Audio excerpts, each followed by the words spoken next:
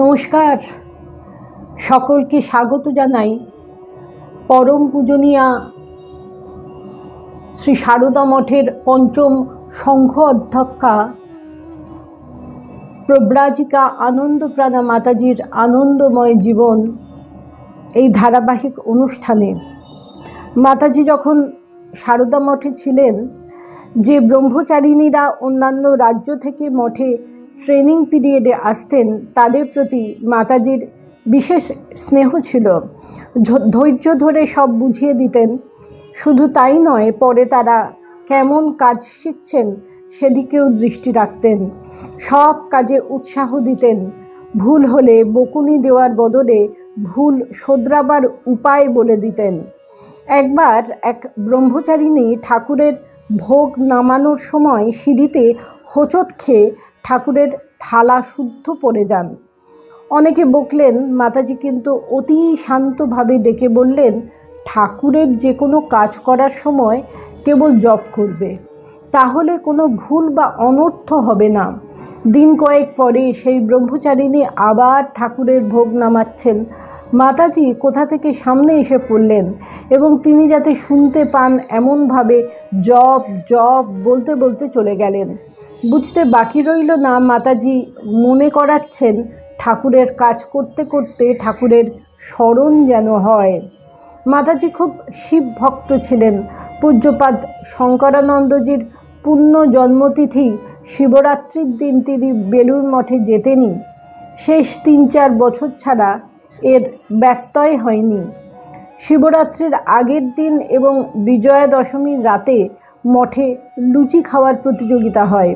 সেদিন সব বড় মাতাজিরা ডাইনিং হলে রাত্রে প্রসাদ পেতে আসেন। ব্রহ্মচারিণীরা কে কটা লুচি খেতে পারল এসব নিয়ে সবাই খুব আনন্দ করেন। যে ফার্স্ট হতো আনন্দপ্রাণা মাতাজি, তাকে নিজের জন্যে বরাদ্দ ঠাকুরের প্রসাদী পানটি প্রাইজ দিতেন।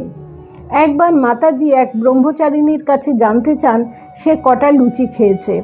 সে সলজ্জভাবে জানায় একটা।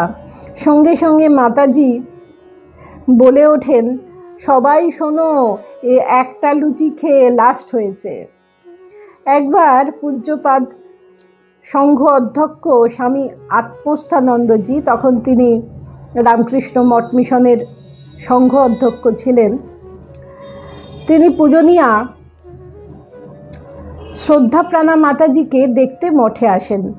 নানা কারণে স্থির হয়েছিল মহারাজ এলে সেখানে কয়েকজন সন্ন্যাসিনী শুধু থাকবেন। সেই সময় যে ব্রহ্মচারিণী আনন্দপ্রাণাজির সেবা করত সে মহারাজের দীক্ষিত।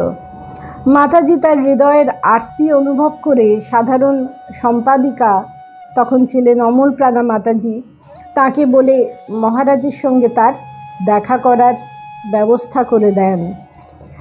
একবার এক সন্ন্যাসিনী চণ্ডীপাঠ ঠিক করে করতে পারছেন না দেখে মাতাজি এক শাস্ত্রজ্ঞা সন্ন্যাসিনীর উপর তাকে চণ্ডীপাঠ শেখাবার দায়িত্ব দিয়েছিলেন।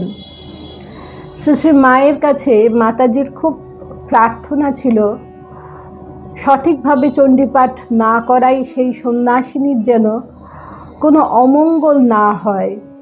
সেই সন্ন্যাসিনী যথাযথ চণ্ডীপাঠ শিখে আজ পর্যন্ত মঠে এবং শাখা কেন্দ্রগুলিতে বহু অনুষ্ঠানে চণ্ডীপাঠ করে আসছেন।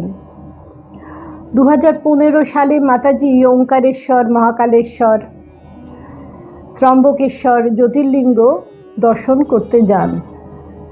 তিনি লক্ষ্য করেছিলেন দীর্ঘকাল ঠাকুর ঘরে কর্মরত এক সন্ন্যাসিনীর কোথাও তীর্থ দর্শনে যাওয়া হয়নি। তাই তাকে ডেকে বললেন, তুমি কি আমার সঙ্গে তীর্থে যেতে রাজি আছো? তিনি উত্তর দেন, বড়মা বললে যাব। তখনই মাতাজি অমলপ্রাণা মাতাজিকে বলে তার যাওয়ার ব্যবস্থা করে দিয়েছিলেন। সেই সন্ন্যাসিনী তীর্থ করে ফিরে এসে বলেছিলেন, একবারও মনে হয়নি এত বড় একজন মাতাজির সঙ্গে গিয়েছি। সব সময় মনে হতো কত আপনজন। একবার এক নবাগতা তাকে প্রশ্ন করেছিলেন, মাতাজি আপনি দীক্ষা দেন না কেন?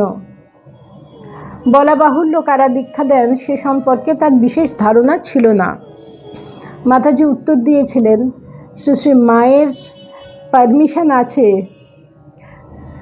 গুরুদেবেরও পারমিশন আছে, সংঘ বললেই দেব। এমন ছিল তার আত্মবিশ্বাস। নমস্কার।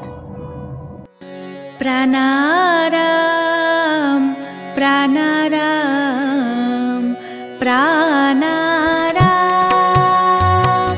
প্রাণারাম প্রাণারাম প্রাণারাম। কি যেন লুকানো নামে তাই মিষ্ট এত তব নাম প্রাণারাম প্রাণারাম।